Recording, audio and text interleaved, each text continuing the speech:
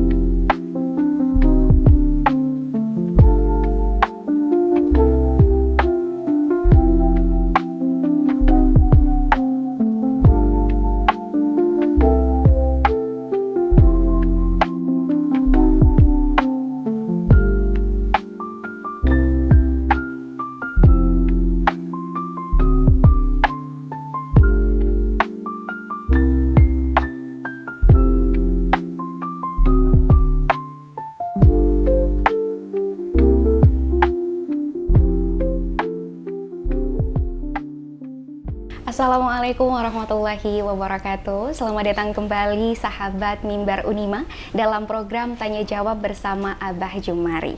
Hari ini kami dari Rumah Sakit PKU Muhammadiyah Temanggung bersama saya Indah Lia yang akan berbincang bersama Abah Jumari. Assalamualaikum Abah. Waalaikumsalam warahmatullahi wabarakatuh, Mbak Indah. Selamat datang di Rumah Sakit PKU Muhammadiyah Temanggung, Abah. Terima kasih. Saya juga bersyukur bisa silaturahim di Rumah Sakit PKU Muhammadiyah Temanggung yang semakin maju dan semakin berkembang. Insya Allah manfaatnya semakin besar bagi masyarakat. Amin.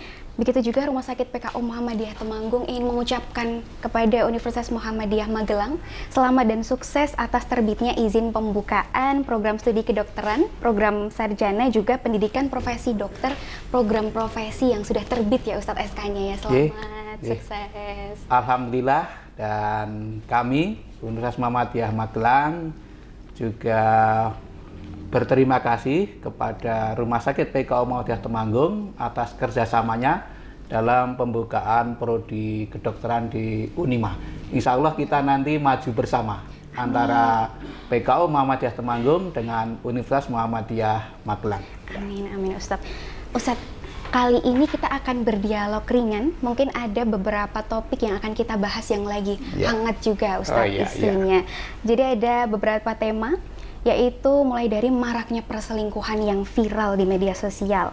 Jadi itu kan lagi hangat ya Ustadz isunya, perselingkuhan di mana-mana. Jadi sekarang ini topik yang bisa dinikmati oleh semua kalangan, baik di media sosial atau bahkan kadang di lingkungan kita yang kadang memang jadi isunya itu menjadi sebuah isu yang agak wajar ya Ustadz sekarang ini terjadi. Menurut Ustadz ini gimana Ustadz? Ya, sesungguhnya yang namanya perselingkuhan itu meskipun punya alasan tetap tidak dibenarkan. Alasannya apapun ya, faktornya baik dari internal maupun eksternal itu dalam kacamata Islam maupun sosial itu tetap tidak dibenarkan. Hanya memang seperti yang disampaikan Mbak Indah, ini bukan hanya jadi isu, tapi jadi kenyataan yang marak di mana-mana dan tidak terkecuali di Amal Usaha Muhammadiyah. Nah, itu juga Aisyah ya. Itu juga sering kita jumpai orang-orang yang tidak bisa menahan diri sehingga melakukan sesuatu yang memang dilarang oleh agama. Kalau pada zaman jahiliyah itu ada pandangan bahwa kalau berzina secara terang-terangan dilarang, tapi kalau berzina secara sembunyi-sembunyi boleh gitu. Itu dulu zaman jahiliyah. Maka setelah Islam itu datang, kemudian diberi aturan tidak boleh berzina baik terang-terangan maupun sembunyi-sembunyi. Dalam surat Al-An'am ayat 151 Allah berfirman, wala taqrabul fawahisha ma dhahara minha wa ma baton gitu. Janganlah kamu mendekati perbuatan keji, dalam hal ini konteksnya adalah perzinaan, baik yang terang-terangan maupun sembunyi-sembunyi. Sehingga dalam Islam itu perselingkuhan itu termasuk yang perzinaan sembunyi-sembunyi itu. Kan kalau selingkuh nggak izin sama istrinya toh. Jadi sembunyi-sembunyi. Kalau istri juga nggak izin sama suaminya. Itu Islam jelas melarang. Ya. Nah, oleh karena itu saya mengajak kepada keluarga-keluarga kita supaya komitmen membangun keluarga itu dibenahi betul. Memang begini Mbak Indah, yang namanya orang berumah tangga itu kan menyatukan dua aku. Ya. Menyatukan mungkin sulit ya, tapi menggadokkan menggadokkan itu kan tidak menghilangkan jati dirinya ya. Memang antara laki-laki dan perempuan itu secara sunatullah berbeda. Nah, itu dipadukan, disatukan dengan yang namanya pernikahan. Itu harus disadari oleh semua pihak yang membangun keluarga. Memang itu butuh proses, butuh perjuangan. Dan yang kedua, setelah menikah itu harus diingat betul bahwa pasangan panjenengan itu adalah orang yang sudah mau menerima panjenengan dengan segala apa adanya. Coba kalau kita ingat orang-orang yang sudah berkeluarga itu, katakanlah saya ya, saya ini kan diterima sebagai suami dari istri saya, itu ketika posisi saya belum jelas, gitu. Belum jelas seperti apa, itu sudah diterima. Gitu. Nah, sang suami juga menerima keadaan istri pada waktu itu dengan segala apa adanya. Sementara orang yang mau diajak selingkuh itu hanya melihat kondisi sekarang, sudah kelihatan jadi orang gitu toh. Iya, betul. Dan itu hanya melihat dari sisi baiknya. Nah, itu pasti hanya untuk kesenangan yang sifatnya sementara ya. Tapi yang istri atau suami itulah yang abadi gitu. Misalnya ketika sudah berkeluarga, seorang suami kok mendapatkan sesuatu yang tidak menyenangkan dari istrinya, atau istri mendapatkan sesuatu yang tidak menyenangkan dari suaminya, nah itulah ya realitas yang harus diterima. Sebab jangan gaya orang itu. Orang itu kalau melihat istrinya ada kelemahan, jangan lupa istrinya juga melihat suaminya ada kelemahan. Jadi jangan melihat istrinya hanya dari sisi negatifnya. Sisi positifnya jauh lebih banyak. Memang dalam kehidupan sehari-hari setelah menikah ya, Mbak Intan sudah menikah belum? Alhamdulillah belum, Ustaz. Belum. Mudah-mudahan nanti segera mendapatkan jodoh yang tepat pada waktu yang tepat. Amin. Tapi ingat apa yang saya sampaikan ini, kalau sudah menikah itu ya itu harus dipegang teguh, tidak boleh ada ada niat untuk berhenti berkeluarga. Harus itu dijaga sampai sampai kita nih sampai mati. Ini harus jadi komitmen nanti ketika sudah berkeluarga.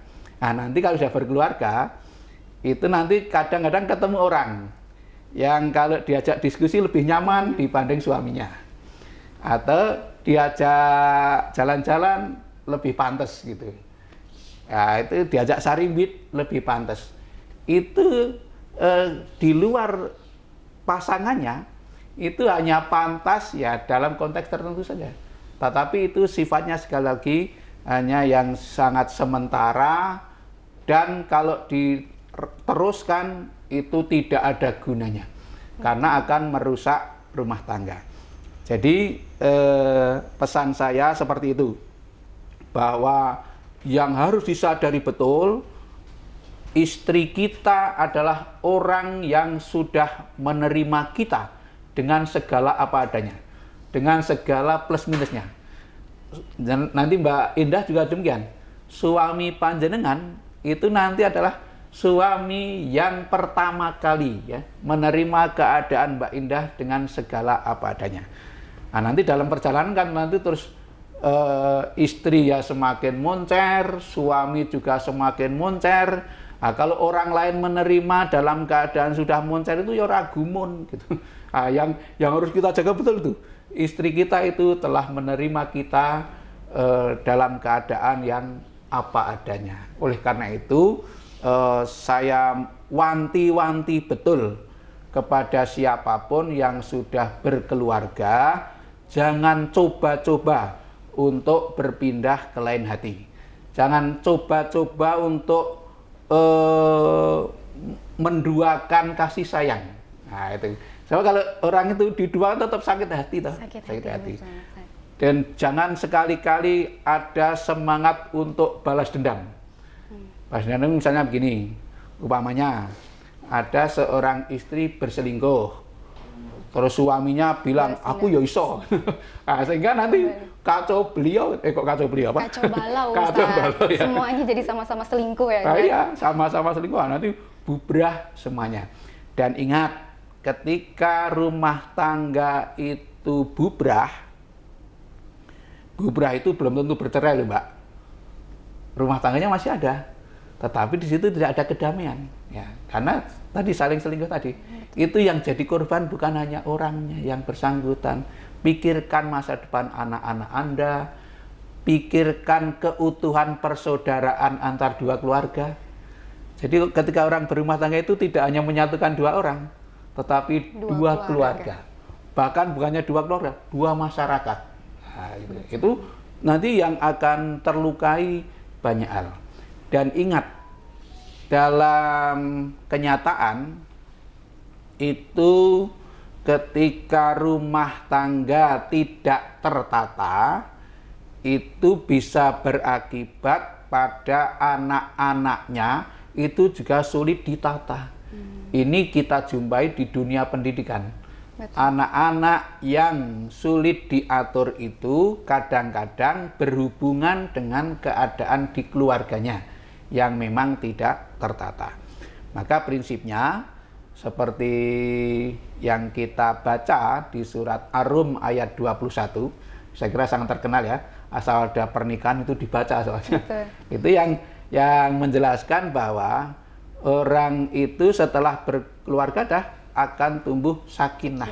Sakinah itu ketenangan, ketentraman gitu. Maka kalau sudah berkeluarga kok masih tidak tenang, tidak tentram, itu dipertanyakan niat berkeluarganya. Maka berkeluarga yang betul itu setelah menikah itu suasana menjadi tenang. Kalau sudah tenang itu sudah tidak berpikir yang lain-lain gitu. Nah, yang kita pikirkan adalah yang ada di dalam keluarga kita. Oleh karena itu apapun yang terjadi antara suami istri itu harus saling jujur, saling terbuka. Kalau orang itu jujur dan terbuka, kalau ada masalah pasti mudah penyelesaiannya. Jadi gini Mbak Indah, yang namanya keluarga sakinah itu bukan keluarga yang tanpa masalah. Ya. Tetapi keluarga yang jika ada masalah selesai dengan mudah. Bahkan kalau berkeluarga kok tidak ada masalah, itu masalah. Ya, malah masalah Ustaz. Malah masalah ya. Nah, berarti nggak ada kegiatan apa-apa kok gitu. Nah gitu Mbak Indah ya. Jadi saya terima kasih Mbak Indah sudah berkenan untuk menyampaikan masalah ini secara terbuka. Untuk apa? Untuk menghindari jangan sampai terjadi perselingkuhan, apapun alasannya tetap tidak benar. Gitu Mbak Indah. Berarti kalau misal dalam rumah tangga untuk menghindari perselingkuhan, berarti ya tadi ya Ustadz, untuk saling menerima, saling toleransi, saling mendukung untuk memperbaiki. Mungkin kan kadang kalau dalam perselingkuhan itu kadang karena kurang perhatian, jadi cari yang lain. Nah itu mungkin bisa dikomunikasikan berdua tadi ya Ustadz ya? Ya, jadi asal keduanya mau jujur dan terbuka, masalah apapun bisa diselesaikan. Dan ingat loh nanti diingat-ingat ya Mbak Indah. Di dalam rumah tangga itu kadang-kadang rasa itu lebih penting daripada rasio. Itu dalam menyelesaikan masalah. Maka suami juga harus memperhatikan perasaan istri juga harus memperhatikan perasaan suami. Artinya saling peka. Kalau tidak peka berarti suami pekok itu. Gitu ya. Ya, gitu Mbak Indah. Ustadz, ini kan karena selingkuh itu juga sekarang jadi konsumsi publik ya Ustadz, dan banyak juga yang bilang itu karena khilaf. Kalau selingkuh karena khilaf dalam konteks Islam sebagaimana Ustadz? Khilaf? Oh, enggak ada. Itu hanya cari alasan saja. Enggak ada selingkuh karena khilaf, itu enggak ada. Itu namanya orang yang tidak bisa mengendalikan diri.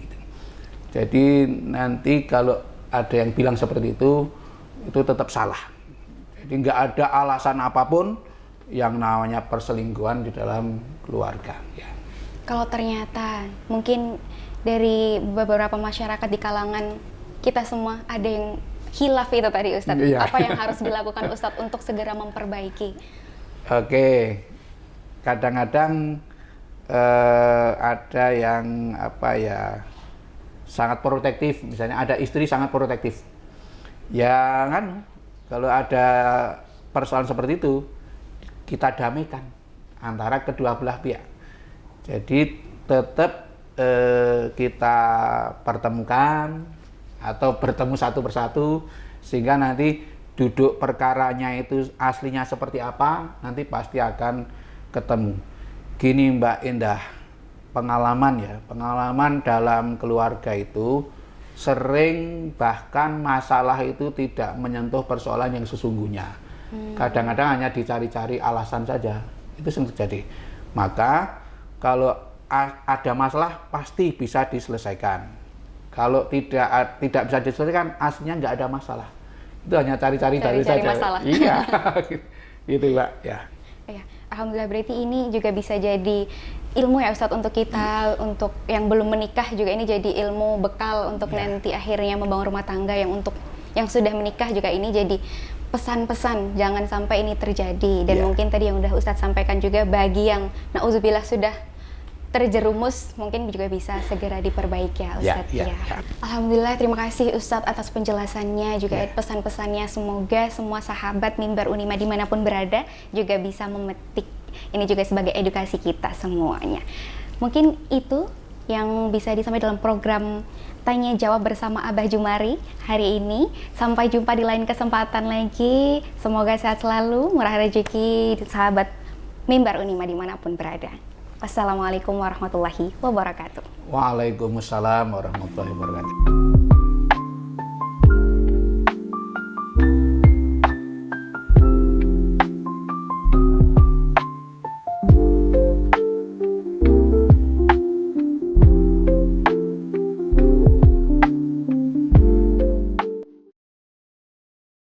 Assalamualaikum warahmatullahi wabarakatuh. Selamat datang di RSPKU Muhammadiyah Temanggung yang beralamatkan di Jalan Raya Kedu kilometer 2 Kalisat Mulu Temanggung.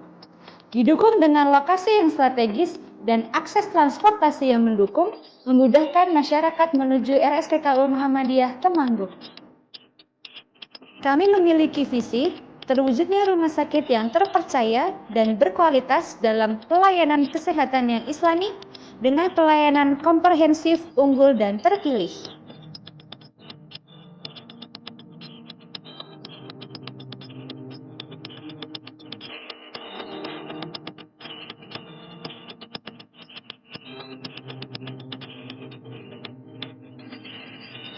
Berikut adalah fasilitas dan layanan kami.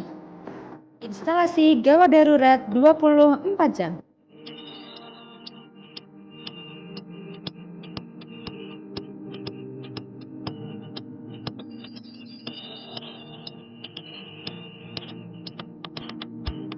armada ambulan 24 jam dan ambulan jenazah.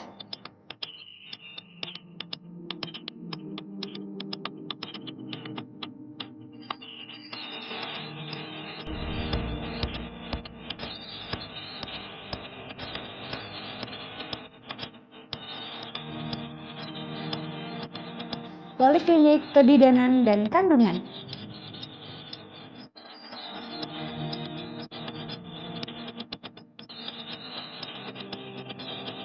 Poliklinik Anak.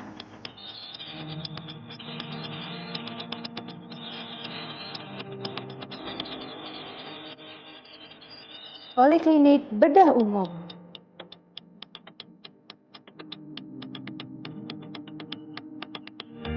Poliklinik Penyakit Dalam.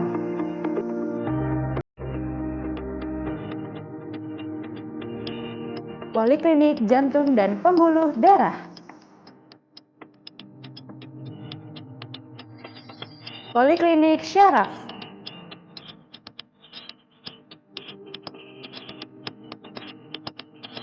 Poliklinik Bedah Syaraf.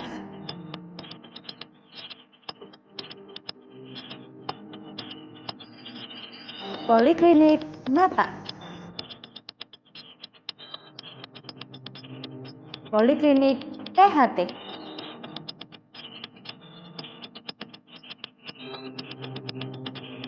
Poliklinik Ortopedi. Poliklinik Paru.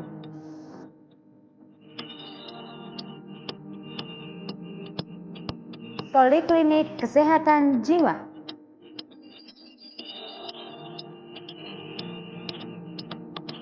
Poliklinik Gigi dan Mulut.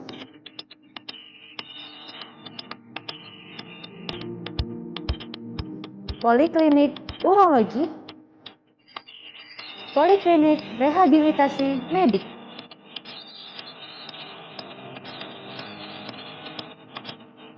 Klinik Gizi. Poliklinik Psikologi. Poliklinik Eksekutif.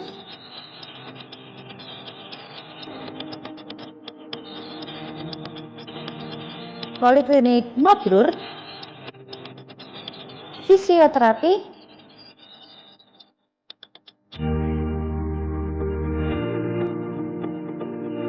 Terapi bicara. Okupasi terapi. Akupuntur.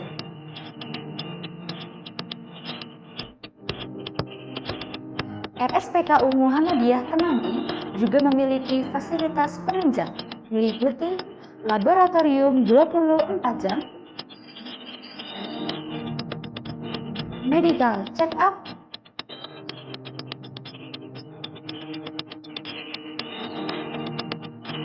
radiologi dan CT scan,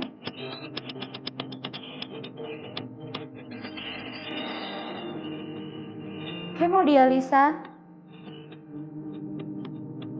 Dewan Pengawas Syariah dan layanan Bina Rohani.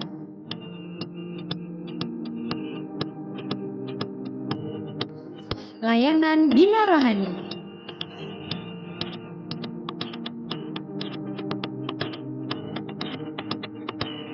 Bangsal rawat inap. Bangsal rawat inap sofa 1 atau bangsal kebidanan dan kandungan. Terdapat kamar rawat inap kelas 1, kamar rawat inap kelas 2, dan kamar rawat inap kelas 3. Bangsal rawat inap sofa 2 atau bangsal penyakit dalam. Terdapat kamar rawat inap kelas 1, kamar rawat inap kelas 2, kamar rawat inap kelas 3, dan intermediate care. Bangsal rawat inap multazam atau bangsal anak. Terdapat kamar VIP, kamar rawat inap kelas 1, kamar rawat inap kelas 2, kamar rawat inap kelas 3, dan ruang perinatal. Bangsal marwah atau bangsal bedah dan syaraf. Terdapat kamar rawat inap kelas 1, kamar rawat inap kelas 2, kamar rawat inap kelas 3, dan ruang intermediate care. Bangsal rawat inap VIP Arayan. Terdapat 10 kamar di lantai 1 dan 10 kamar di lantai 2. Ruang Musdalifah atau bangsal isolasi. Insya Allah akan segera hadir di lantai 3 gedung Zamzam RSPKU Muhammadiyah Temanggung. Terdapat kamar operasi, ruang ICU, ruang ICCU, dan layanan cath lab jantung. Di lantai 4 akan segera hadir pula bangsal rawat inap VVIP. Rumah Sakit RSPKU Muhammadiyah Temanggung juga didukung sarana prasarana yang memadai, meliputi area parkir yang luas, ruang tunggu pasien di setiap area, ruang bermain anak, ruang laktasi, food center, dan musola.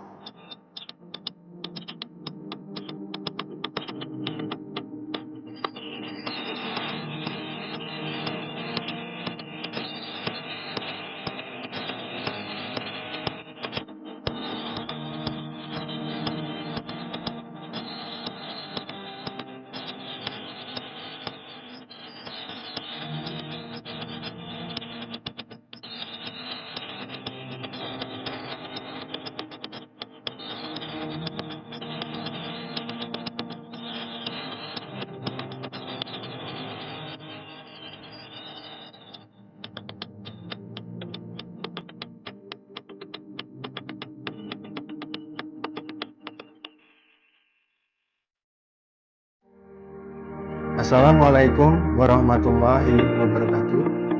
Kami Rumah Sakit PKU Muhammadiyah Temanggung selalu berupaya untuk memberikan pelayanan terbaik bagi masyarakat dengan mengutamakan integritas, keramahan, keakraban, profesionalisme, dan tentu saja sentuhan yang islami dalam setiap tindakan medis yang kami kerjakan.